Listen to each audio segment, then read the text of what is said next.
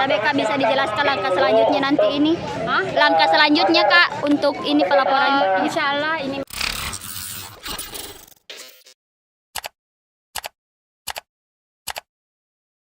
dan kami masih berpeluang untuk tetap mengikuti suasana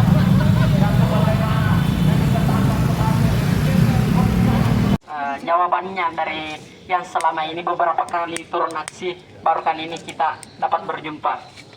Tetapi dengan berjalannya proses-proses itu, kami tetap mengharap agar kantor KPU Kabupaten Boneng tidak dioperasikan sampai ketuanya dipecat atau diturunkan atau olehnya itu kami harapkan Bapak tetap mengizinkan kami untuk menyegel kantor KPU. Jadi sampai prosesnya selesai, kantor KPU tidak boleh beroperasi. Karena tidak ada pemimpin yang menjalankan kantor KPU. Kalau pemimpinnya diproses, begitu Pak.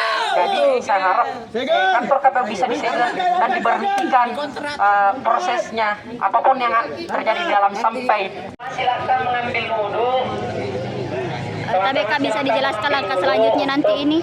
Langkah selanjutnya Kak untuk ini pelaporan. Insya Allah ini malam kita ke Makassar, besok kita ke Jakarta mengawal untuk pelaporan kami bukan hanya teman-teman dari DKP yang di mana 5 komisioner KPU akan kita laporkan. Saya bersama Kak Muawas. Iya Kak, tapi Kak bisa dijelaskan ini Kak maksud tujuannya Kak untuk mendemo KPU, aspirasinya ini Kak bagaimana?